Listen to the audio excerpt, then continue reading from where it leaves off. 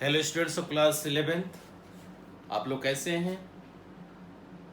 आशा है आप relation function topics को अच्छा से देख रहे होंगे, पढ़ रहे होंगे और किसी तरह से कोई भी समस्या नहीं आ रही होगी। यदि किसी तरह से कोई समस्या आती है तो वीडियो को पूरी तरह से आप देखिए, समझिए और कोई भी समस्या हो तो आप पूछिए कमेंट बॉक्स में जा करके कि ये टॉपिक हमको क्लियर नहीं हुआ। तो चलिए चलते हैं एक्सरसाइज 2.3 में। ये लास्ट एक्सरसाइज है, इसके बाद मिसलेनियस है।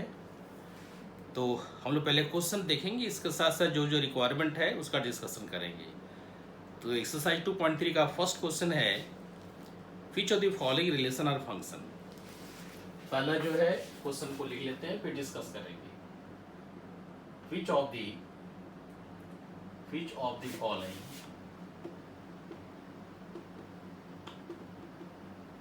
द फॉलोइंग रिलेशंस और फंक्शंस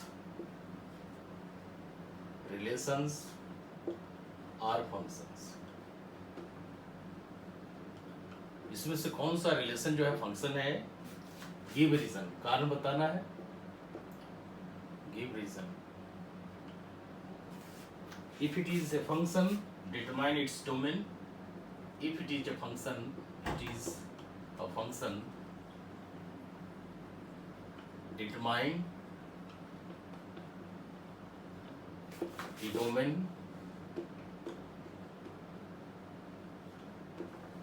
and range।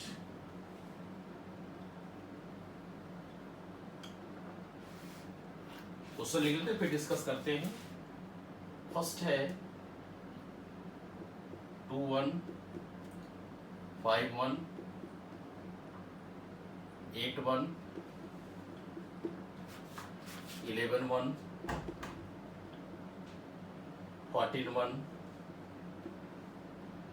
17 1। सेकेंड 2 1 4 2 6 3 8 4 10 5 12 6 14 7।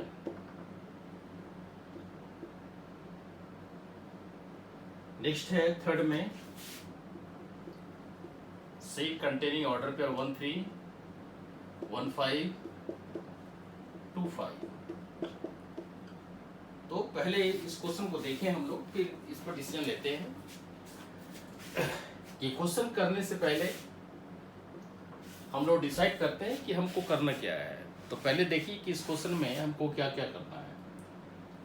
तो यहाँ है कि विच ऑफ द फॉलोइंग रिलेशन और फंक्शन, यानी आप जानते हैं कि रिलेशन और फंक्शन तब होता है जबकि कोई दो ऑर्डर पेयर का फर्स्ट एंट्री बराबर नहीं हो, है ना। Relation is a function if no two order pair है सेम फर्स्ट एंट्री। बेहतर है कि हम पिक्टोरियल डायग्राम से भी समझाते हैं तो ज़्यादा अच्छा है। यानी एक हम पिक्टोरियल डायग्राम बताएंगे, उसी से आप समझ लेंगे कि इसमें करना क्या है। जैसे सेट ए है, दूसरा सेट बी है, और एक फंक्शन है। इसको आप रिलेशन कहिए। पहले एक रिलेशन आ रहा है ए से बी के बीच में, इस तरह से A1 A2 और यहाँ पर B1 B2 है। A1 goes to B1, A2 goes to B2। दूसरा सिचुएशन हमारा आ रहा है, सेम फिगर में ले रहे हैं, A1 A2 B1 B2। Set ए और सेट बी में रिलेशन आ रहा है, A1 goes to B1, A1 goes to B2, A2 goes to B1। तो ये दोनों फिगर को आप स्टडी करें तो क्या देखेंगे।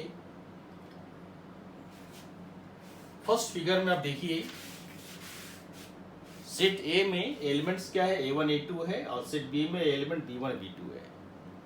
A1 का रिलेशन B1 के साथ में है, A2 का रिलेशन B2 के साथ में है। सेकेंड फिगर में A1 का रिलेशन B1 के साथ भी है, A1 का रिलेशन B2 के साथ भी है, और A2 B1 के साथ अटैच्ड है।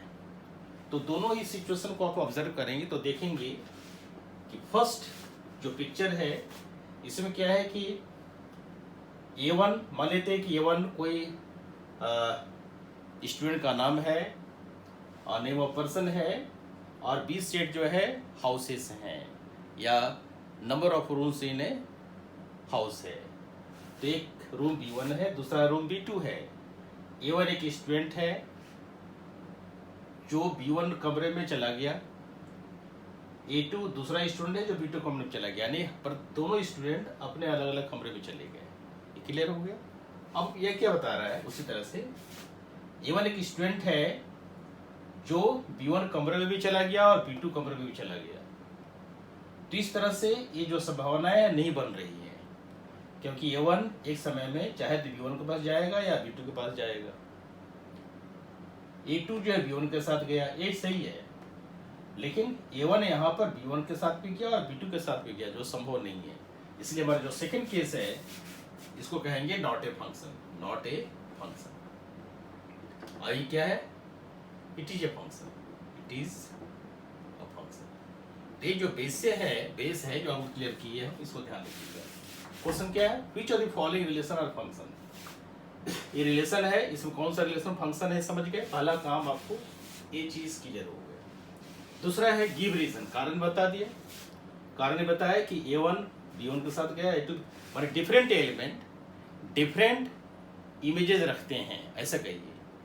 यहाँ क्या है कि एक एलिमेंट का दो इमेज दिखाई पड़ रहा है, जो असंभव है। एक एलिमेंट का दो इमेज नहीं हो सकता है, ठीक है।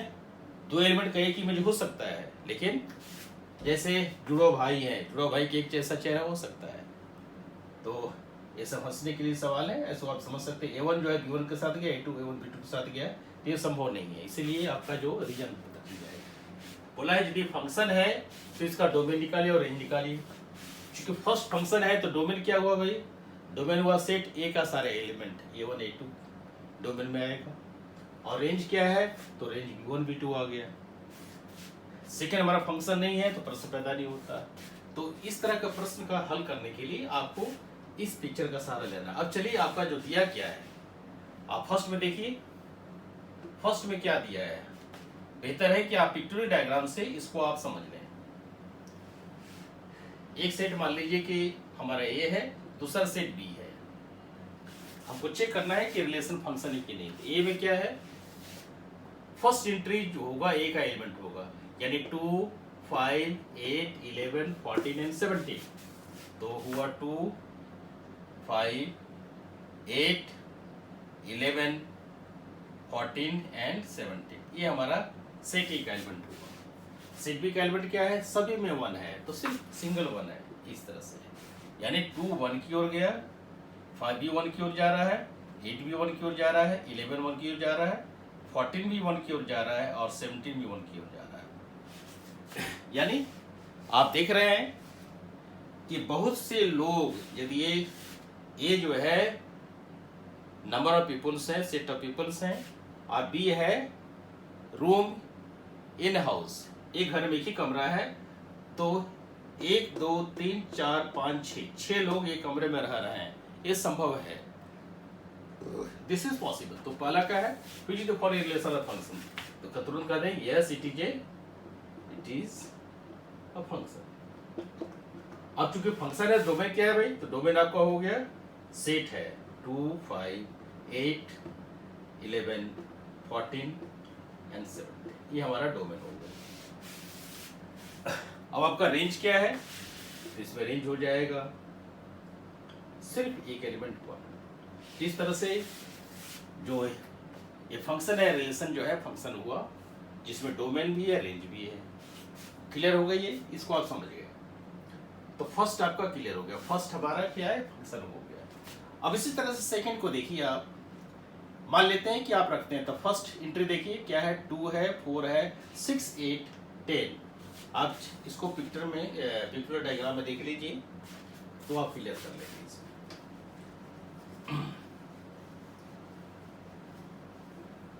आपको अपने आइडिया को क्लियर करना होगा। सेकेंड, पहला सेट ले लीजिए, दूसरा सेट ले लीजिए। पहले सेट में क्या है, 2 4 6 8 10, 2 4 6 8 10 12 40, 12 and 40। दूसरा सेट में क्या है, 1 2 3 4 5 6 7, 1 2 3 4 5 6 एंड 7। तो 2 कहाँ चला गया, 1 की ओर गया, 4 2 की ओर, 6 3 की ओर, 7 8 4 की ओर, 10 5 की ओर, 12 6 की ओर, 14 7 की ओर। इस तरह से हमारा चला गया। ये सेट ए और सेट बी है जिसे हमारा रिलेशन बन गया। अब इस तरह से आप देख रहे हैं कि डिफरेंट एलिमेंट सेट ए का डिफरेंट एलिमेंट सेट बी के साथ अटैच्ड है, इसलिए कह सकते हैं it is a function. Yes, it is a function, it is a function. आपकी अंडरस्टैंडिंग क्लियर होनी चाहिए जैसे बताया गया, ध्यान से देखिए। अब आपका डोमेन क्या हुआ भाई, तो डोमेन सेट में पहला एंट्री हो जाएगा सेट ए का, यानी 2 4 6 8 10 12 एंड 14, ये आपका डोमेन हो गया। रेंज क्या हुआ, तो रेंज हो गया 1 2 3 4 5 6 एंड 7, इस तरह से रेंज हुआ। तो पहला तो फंक्शन है तो डोमेन रेंज पता लगाना है, कर दिया। अब लास्ट क्वेश्चन को देखिए, अब लास्ट क्वेश्चन क्या कह रहा है, क्वेश्चन थर्ड कह रहा है, इसको देखिए। क्वेश्चन थर्ड में इसी तरह से पिक्चर डायग्राम में ले लीजिए, एक सेट ए है, दूसरा सेट बी है। सेट ए में क्या है, 1 है और 2 है, यस। और सेट बी में क्या है, 3 5 है, 3 है और 5 है, यस। अब देखिए क्या है, 1 goes to 3, 1 का रिलेशन 3 के साथ है, 1 का रिलेशन 5 के साथ भी है, फिर 2 का रिलेशन 5 के साथ है। तो अब देखिए कि यहाँ एक एलिमेंट 1 है जो 3 से भी रिलेटेड है और 5 से भी रिलेटेड है, तो इस तरह का कहेंगे it is not a function, not a function. कारण बताया, ये रिलेशन जब function if no 2 order pair है सेम फर्स्ट एंट्री, यहाँ 2 ऑर्डर पेयर है 1 3 और 1 5 जिसका फर्स्ट एंट्री यही है, इसलिए ये फंक्शन नहीं है। क्लियर हो गया, ये रीजन हो गया। तो आप समझ गए होंगे किस तरह से फंक्शन को हम पता लगाते हैं कि कौन सा रिलेशन फंक्शन है। तो फर्स्ट क्वेश्चन यही कर रहा था। अब चलिए हम लोग सेकंड क्वेश्चन की ओर चलते हैं। सेकंड क्वेश्चन क्या कह रहा है, फिर इसको देखिए ध्यान से।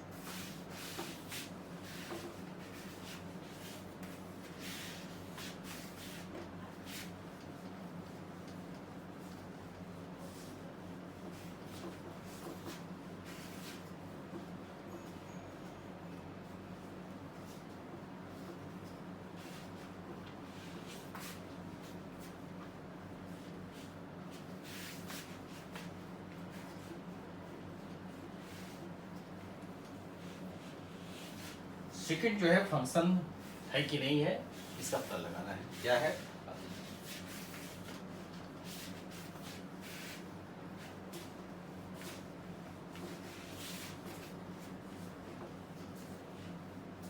चलिए देखते हैं, कह रहा है find the domain and range of the following real function. यानी क्वेश्चन नंबर 2 में 2 क्वेश्चन है जिसमें एक फंक्शन है एफ है माइनस मॉड एक्स और दूसरा है f x equal to root over 9 minus x square. चलिए देखते हैं, find the domain and range of the following function, following real function. चलिए क्वेश्चन नंबर 2,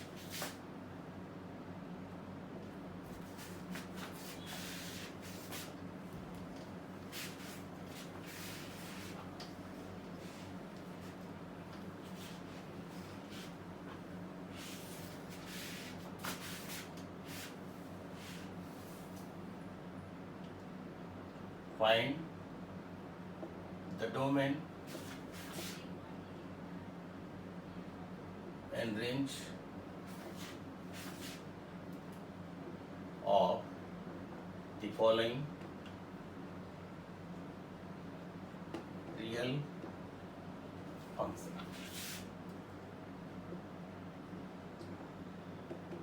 पहला है आपका f x equal to minus mod x. Second question है f x equal to root over 9 minus x square. ये 2 question है, इसको ध्यान से देखिए। इसमें आप ध्यान से देखेंगे तो क्या पता चलेगा, कि हमको पहले तो ये फंक्शन है, find the domain and range of the following real function. ये फंक्शन तो है, इसमें कोई डाउट नहीं है। अब हमको डोमेन रेंज निकालना है, तो डोमेन के बारे में जानते हैं, एक बार लिख देते हैं कि डोमेन हम कैसे पता लगाते हैं। Domain it is the set, it is the set whose elements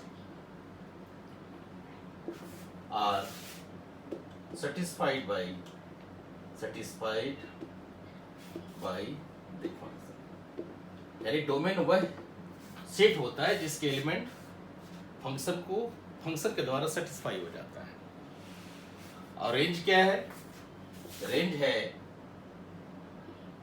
it is the set of element where domain are related। तो ये दो चीज है, इसको आप ध्यान रखिएगा। रिलेटेड, सॉरी, माने जिसमें डोमेन रिलेटेड है वही हमारा रेंज कहा जाता है। तो कुल मिलाकर हम देखते हैं पहला क्वेश्चन क्या है, एफ। आपको हम यही बता देते हैं कि डोमेन और रेंज क्या है। एक्स की जो वैल्यू हम देंगे तो कहां जाएगा? ये डोमेन में चला जाएगा, ये आपका डोमेन का मेंबर बन जाएगा। यानी इसका जो भी वैल्यू देंगे डोमेन से देंगे आप। और ये माइनस मॉड एक्स क्या है? ये माइनस मॉड एक्स आपका ये रेंज दे रहा है, दिस द रेंज, यही रेंज दे रहा है। माइनस मॉड एक्स जो है रेंज दे रहा है, जिसको हम y के रूप में भी कॉल कर सकते हैं। तो इस तरह से हमको y निकालना है और हमको डोमेन निकालना है। तो डोमेन में क्या देखना है? चूंकि ये फंक्शन कैसा है? रियल फंक्शन है। Since it is a real function, चूंकि ये रियल फंक्शन है, सो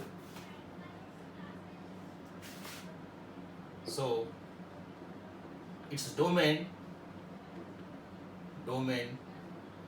is the set of all real numbers। Domain जो है सारे रियल नंबर का सेट है, इसको आप देख रहे हैं। और रियल नंबर क्या है? तो रियल नंबर हमारा है minus infinity two plus infinity. अब आप देखिए कि क्या ये सारे एलिमेंट सेटिस्फाई करता है? Yes, it is satisfying. चूंकि एक्स की जगह जो भी हम पॉजिटिव रियल नंबर देंगे, नेगेटिव रियल नंबर देंगे, तो मॉड एक्स हमको कुछ ना कुछ वैल्यू जरूर देगा। इसलिए डोमेन जो है सेट ऑफ रियल नंबर हो गया। अब आप रेंज की बात कर रहे हैं, तो रेंज क्या है भाई? तो रेंज आपका जो है ये y है, जो माइनस मॉड एक्स है। अब चूंकि मॉड एक्स क्या है? Since mod x is plus x if x is greater than 0 equal to 0, minus x if x is less than 0। माने कुल मिलाकर कहा जाए तो मॉड एक्स हमेशा पॉजिटिव ही होता है, चाहे आप set of positive real number ले लें या set of negative real number लेंगे, दोनों ही केसेस में ये आपको पॉजिटिव ही देगा। लेकिन यहाँ माइनस मॉड एक्स है, यानी कोई पॉजिटिव देगा, माइनस होने से नेगेटिव हो जाएगा। यानी रेंज हमारा क्या हो गया? रेंज हमारा हो गया नेगेटिव रियल नंबर्स, नेगेटिव रियल्स, ये रेंज हो जाएगा। और नेगेटिव रियल में क्या होगा भाई? इसको आप ऐसे कर सकते हैं कि वो जीरो के लेफ्ट साइड में जो भी जाते हैं वो नेगेटिव ही होता था, माइनस इन्फिनिटी टू 0। यानी हम 0 नहीं ले रहे हैं, 0 से लेफ्ट में जितने वैल्यूज होंगे वो सभी रेंज के अंदर होता है। तो हमको समझ में आ रहा है कि आप पूरी तरह से समझ गए होंगे कि डोमेन क्या है, रेंज क्या है। क्लियर? चलिए हम लोग दूसरे क्वेश्चन की ओर चलते हैं। इसी बेस को लेकर के सेकंड क्वेश्चन को डील करते हैं। तो सेकंड क्वेश्चन क्या है, इसको देखिए।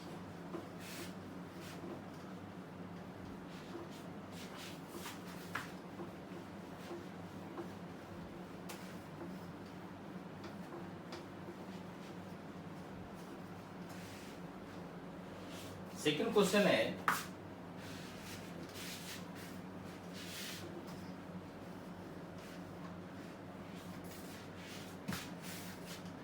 इसमें कहा गया है, yes let us see, second f(x) equal to √9 minus x square.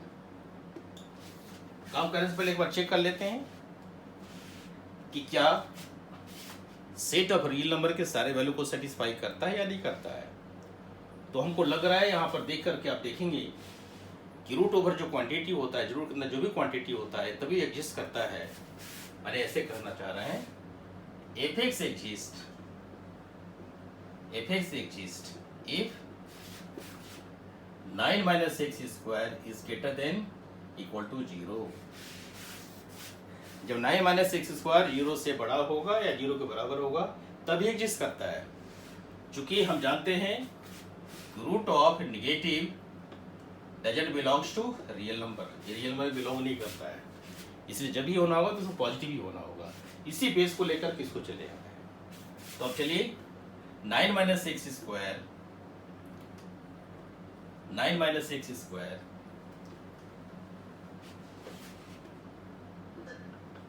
Is greater than equal to 0। अब इसको आप सॉल्व करेंगे तो क्या देखेंगे, आप माइनस कॉमन ले लीजिए, तो माइनस कॉमन ले लीजिए, ये हो जाएगा x square minus 9 greater than equal to 0। और दोनों साइड माइनस से मल्टीप्लाई करेंगे तो इसका जो इनइक्वलिटी है रिवर्स हो जाएगा। रूल है the sign of inequality changes if you change the sign. So this implies x square minus 9 is less than equal to 0। अब इसको आप सॉल्व कीजिए, सॉल्व करेंगे तो हो जाएगा x square minus 3 square less than equal to 0। तो आपका रिजल्ट आया x minus 3 into x plus 3 is less than equal to 0। अब देखिए यहां से दो केस बनता है, क्योंकि हमको एक x माइनस 3 एक्स प्लस 3 की ऐसी वैल्यू लेनी है जिससे रिजल्ट हमारा निगेटिव आ जाए, लेस देन 0 का मतलब निगेटिव आना। तो पहला केस बनता है केस 1। केस 1 क्या है, x minus 3 is greater than, sorry ले सकते हैं greater than 0 and x plus 3 is less than 0। यानी x minus 3 greater than equal to 0 कर सकते हैं, ले सकते हैं, नो प्रॉब्लम। यानी x माइनस 3 जब 0 से बड़ा हो जाए तब पॉजिटिव हो जाएगा। यानी फर्स्ट केस में कहना चाह रहे हैं इस तरह से कि पहला पॉजिटिव फिर नेगेटिव, दूसरे केस में नेगेटिव या पॉजिटिव, ये ले रहे हैं केस, इसी केस को हम डील कर रहे हैं। चूंकि x माइनस 3 पॉजिटिव है यानी x minus 3 greater than equal to 0 होगा। इक्वल टू 0 इसलिए कि x माइनस 3 0 होने से 0 हो जाएगा, x plus 3 less than 0 negative हो रहा है। इस तरह से आप केस 2 में चलेंगे। केस 2 में क्या बनेगा भाई, उसी तरह से रिवर्स कर लीजिए, x minus 3 less than equal to 0 and x plus 3 is greater than equal to 0। एक पॉजिटिव नेगेटिव, इससे दो केस बनता है। चलिए केस 1 को सॉल्व करते हैं। तो केस 1 में देखेंगे आप x minus 3 is greater than equal to 0, x plus 3 is greater less than equal to 0। दोनों को सॉल्व कीजिए। क्या हुआ, x greater than equal to 3, ये क्या हुआ x less than equal to minus 3। दो केस बन रहा है। x क्या एक वेरिएबल पैरामीटर है। अब दोनों 3 और माइनस 3 को आप लोकेट कीजिए नंबर लाइन में। तो नंबर लाइन में देखिए ये आपका 0 है, इधर माइनस 3, इधर प्लस 3 है, इधर में माइनस इन्फिनिटी है, इधर में प्लस इन्फिनिटी है। क्लियर हो गया। पहला केस बन रहा है x ग्रेटर देन 3, तो ग्रेटर देन 3 एक नंबर लाइन में रिप्रेजेंट कर रहे हैं वेरिएबल पैरामीटर जो 3 से बड़ा है, इधर चला आया, यानी x greater than equal to 3 इधर चला आया।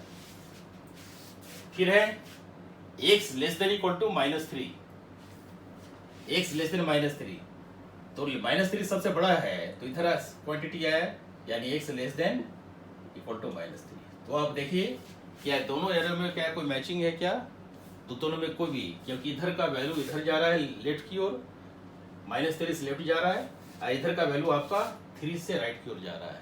इसलिए कहेंगे कि there is no common point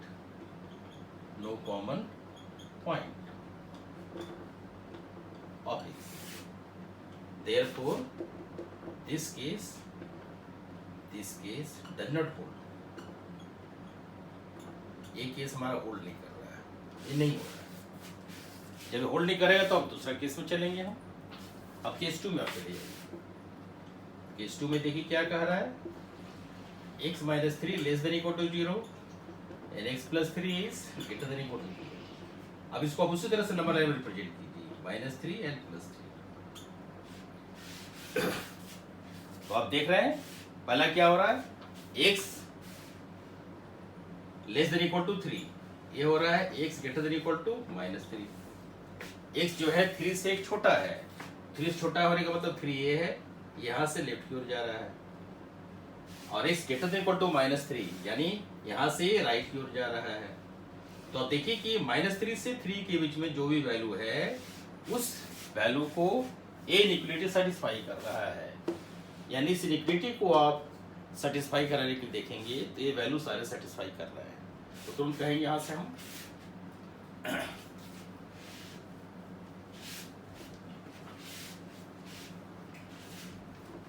यहां से इसको डील करेंगे, हम तुरंत कह देंगे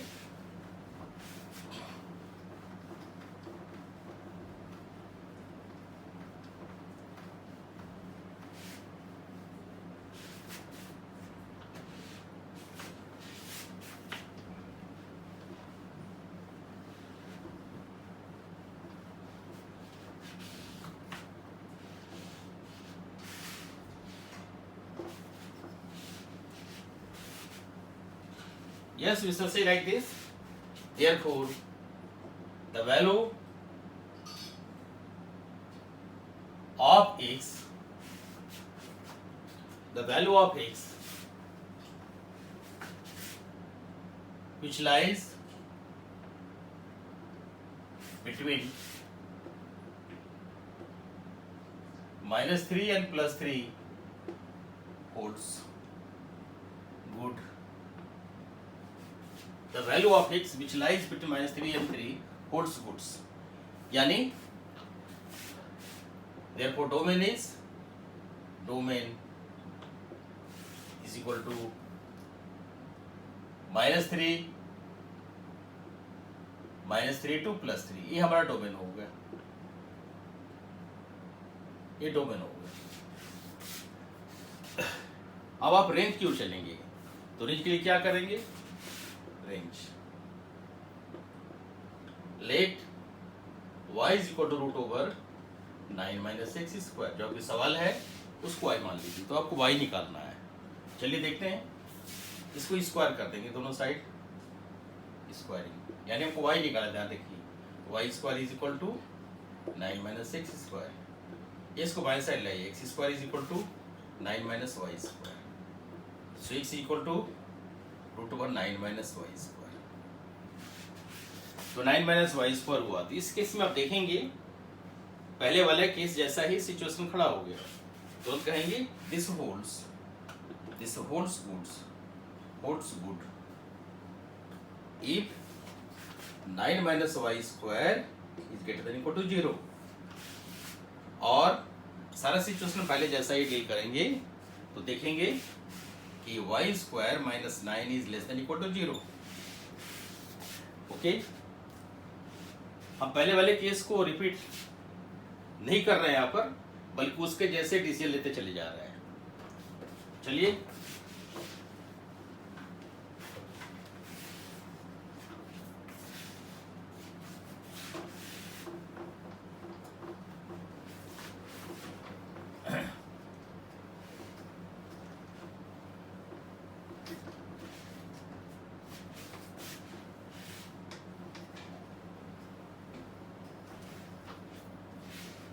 क्या आ रहा है, देखिए इसमें y स्क्वायर माइनस 9